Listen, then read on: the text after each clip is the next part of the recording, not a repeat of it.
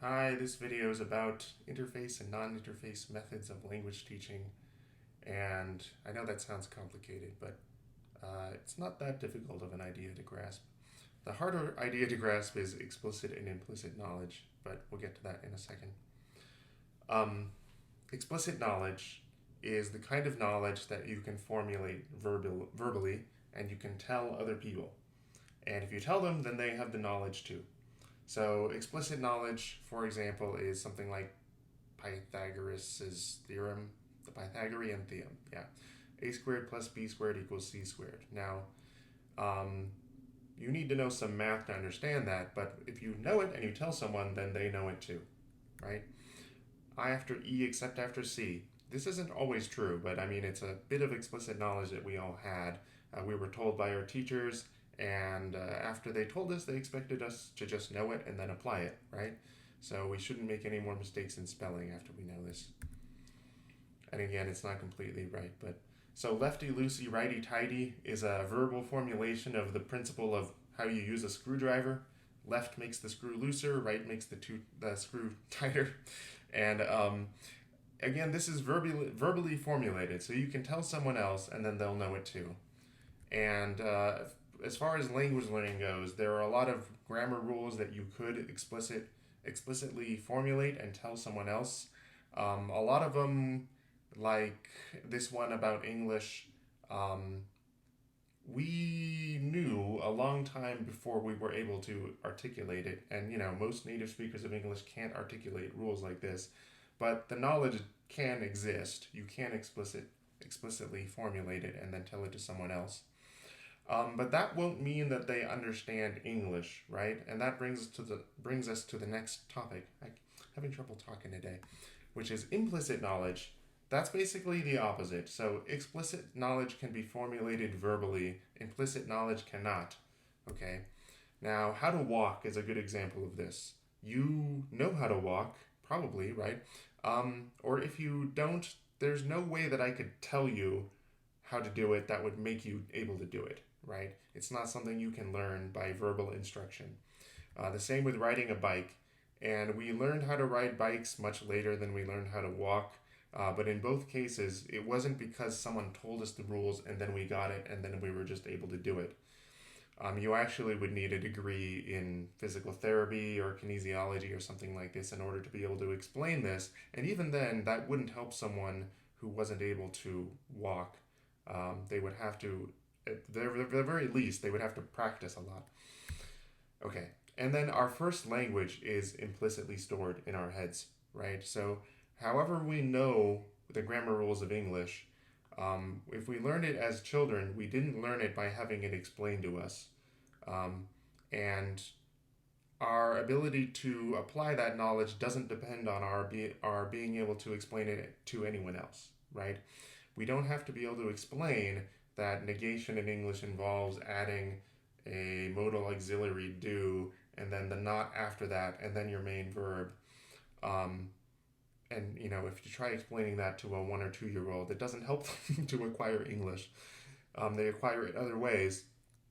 Um, and it's worth pointing out that this kind of knowledge of language is the goal of all language teaching, at least all language teaching that's worthwhile.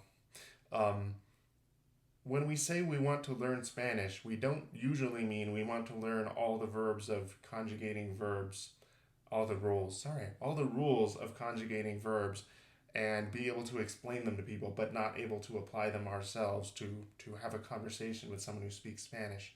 Of course, we want to be able to have the conversation, and if we can skip the step of learning the rules explicitly, we're more than happy to do that, right?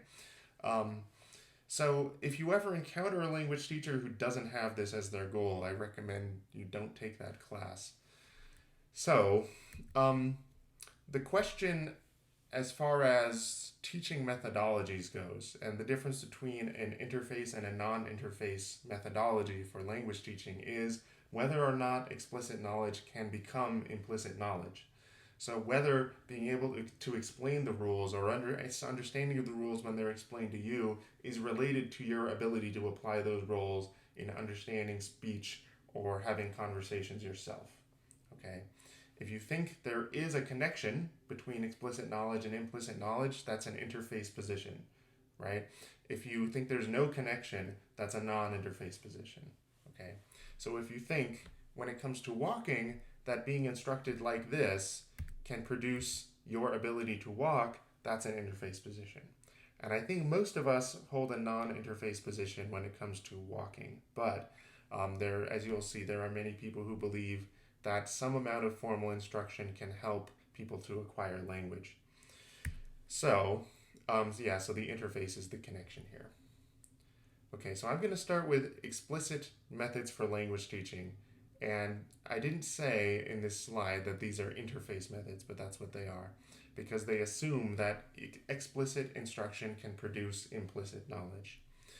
So an example of this is something called PPP. PPP is a language teaching methodology that involves first presentation of a grammar point or a structure, then practice, controlled practice, and then third, production. Production by oneself without the aid of the controlled environment of practice. Okay, so the first step is presentation, and this takes the form of either reading a description of the grammar point in a book, or hearing a teacher explain it to you, diagramming it on the whiteboard, and you copying it down and memorizing the rule explicitly formulated, right? So it'll look something like this for English.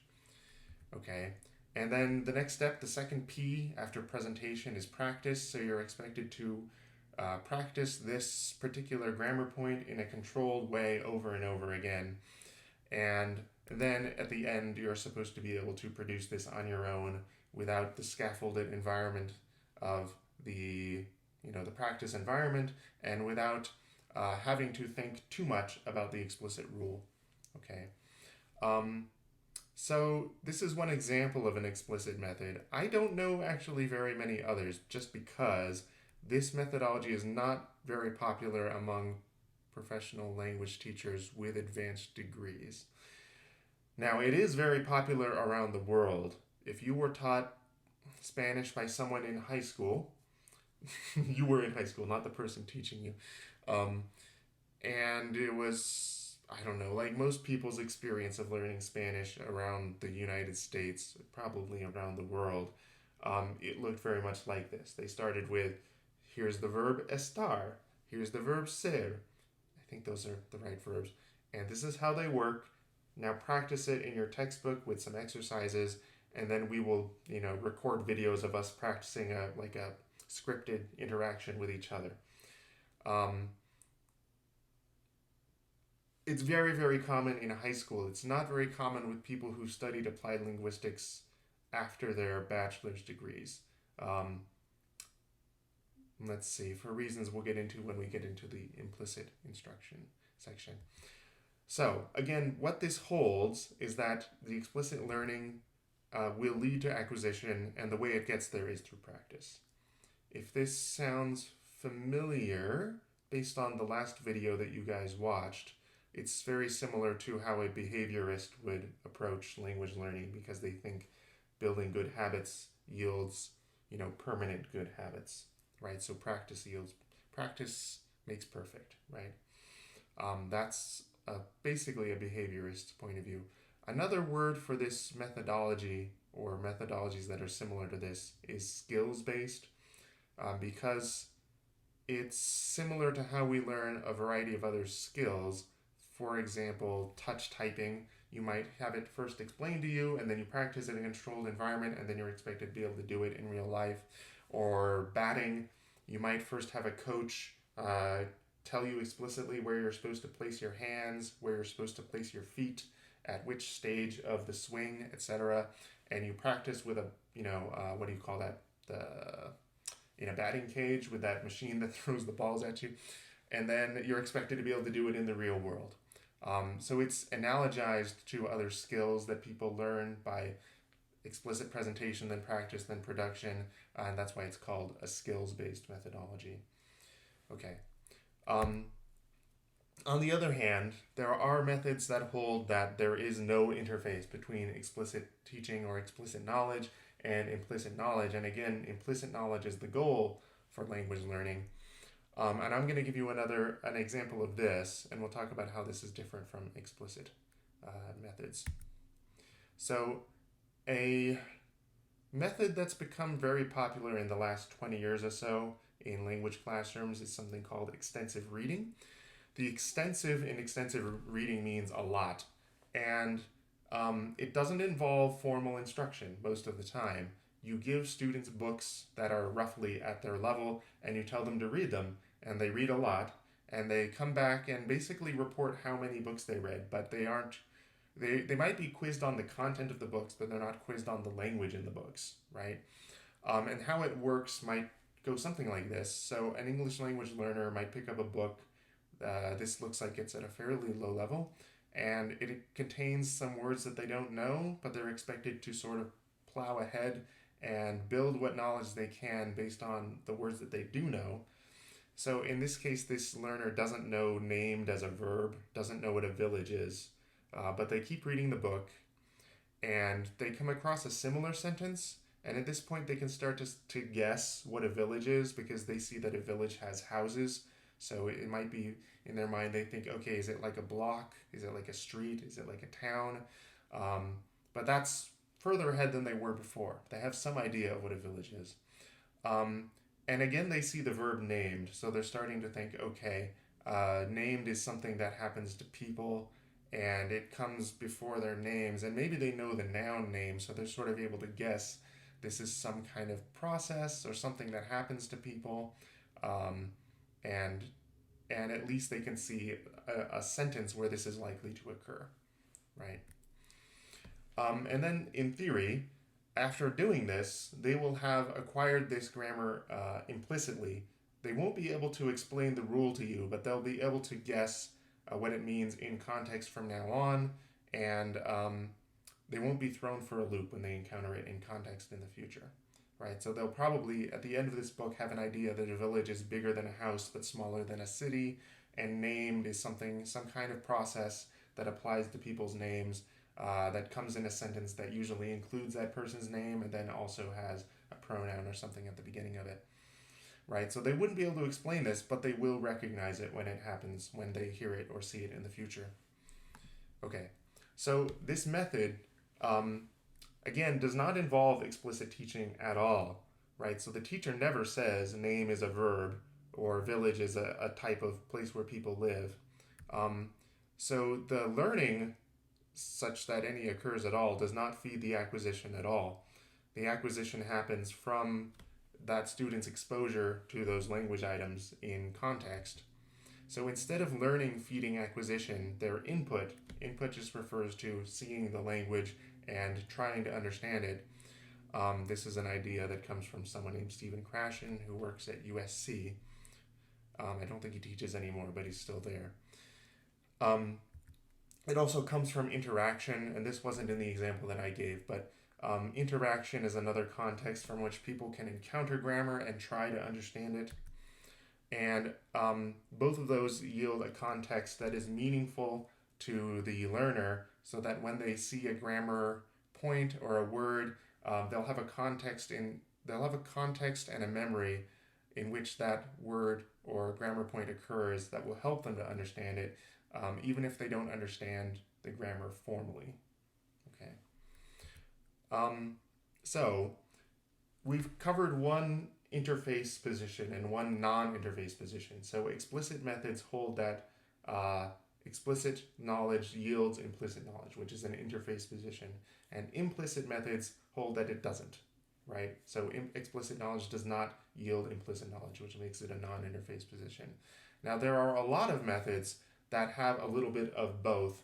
They tend to have more implicit knowledge than explicit knowledge, but they are interface position methods because they do hold that explicit knowledge holds some role in producing implicit knowledge. Okay. And I'm not going to spend much time on these because there are a lot of them, but most teachers who have advanced degrees now believe some version of this. So these are the methods you're likely to hear espoused at a teacher's conference where people are teaching in higher education or community college. So some examples of this are something called principled CLT. Principled CLT stands for communicative language teaching. So in this methodology, people are supposed to learn language in context through conversation, but the principled part means the teacher should occasionally pull them aside and say, by the way, this is the form that you just used. This is what you tried to say. This is how it should look. And these are the reasons why. Right? So there's some explicit instruction involved. So teaching at the point of need, um, basically the students take the lead in deciding what they want to say or what they want to write. And when you notice something that they say they're communicating well enough with each other, but they're making some mistake over and over again, they're making some error over and over again that you think they would benefit from hearing about, you pull them aside or you stop them and say, by the way, I've noticed a lot of this. This is the way it should look. And it sounds very similar to principled CLT, but the emphasis here is that you don't introduce the grammar until you see a need for it. Okay, so it's sort of like when you begin typing in some word processors and then the word processor like pops up a hint saying, it looks like you're trying to write a resume. Do you want to use a template? It's sort of like that. It waits for you to take the first step, you as the learner, to take the first step in saying what you need. And then it says, it looks like you need some of this. All right. And here is the instructions on how to do that.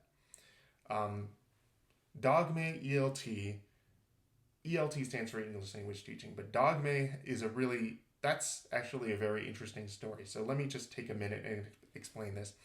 There's a school of filmmaking called Dogme. Dogme, it has a year after it, but it's associated with a Dutch filmmaker named Lars van Trier, who makes a lot of very dark and scary movies. But the Dogme School of Filmmaking holds that any environment used in the film must exist in the real world. You cannot use artificial lighting, you cannot use props, you cannot use any special effects. Everything has to be real. You can have a script, but everything else within the camera's scope has to be real. It has to be things that actually existed there.